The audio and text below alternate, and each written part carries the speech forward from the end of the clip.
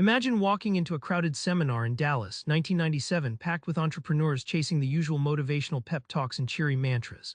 But Dan Kennedy, a self-made millionaire, steps up and drops a bomb. Forget everything you've been told about positive thinking and modesty in business. Right then, the room shifts. Why does rejecting the so-called rules unlock massive success? Stick around and I'll show you how breaking those rules made Dan rich and why you should consider it too. Most folks believe you've got to be a natural salesman or born with some special gene to succeed in business. Dan smashes that myth wide open. Dan recounts a mid-90s story about a quiet Chicago accountant, Jim Abernathy, who thought he lacked the charm to sell.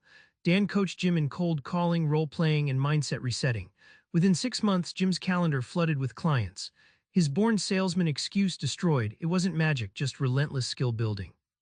Think of the born salesman idea like believing only gifted athletes can run marathons while ignoring that anyone can train to endure and improve with practice. That myth just comforts you into not trying, like wearing a hoodie labeled "not a salesperson" as a shield from the hustle. When you strip away the birthright myths, you see the real payoff. Sales is a muscle anyone can exercise, and once it flexes, your business liftoff isn't luck, it's earned. That revelation flips the script from waiting for talent to seizing control and mastering the game. Most of us were raised to be humble, quiet, maybe even polite.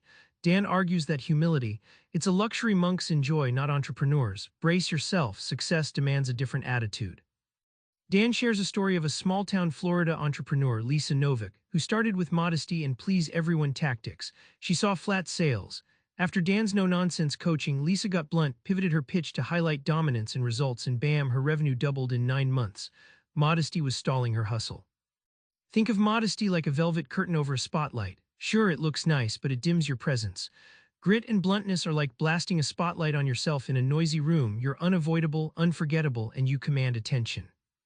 The payoff: companies driven by polite tiptoeing rarely disrupt. Those willing to poke, prod, and push through perceived rudeness, they break through market noise and build empires. Dan's sharp truth: humility might make you likable in church, won't pay the bills in business. Everyone talks about innovation and creativity as the secret sauce. Dan flips this on its head, declaring creativity's overrated, even dangerous if it steals your focus. In one vivid example, Dan looks back at Febreze, the notorious failure as an odor eliminator. The company wasted millions chasing creative new angles for years until they repositioned Febreze as a completeness reward after cleaning. Simple, consistent, predictable marketing. Creative clutter was their enemy until discipline saved the brand. Imagine creativity like a flashy sports car with burnt-out brakes, exciting but prone to crashing. Meanwhile, reliable old sedans represent methodical consistency. The fancy car pulls attention but often wrecks your pace. The sedan powers steadily to your destination without drama. This discipline-over-dazzle approach refocuses entrepreneurs on what moves the needle daily, not on fantasies of breakthrough brilliance.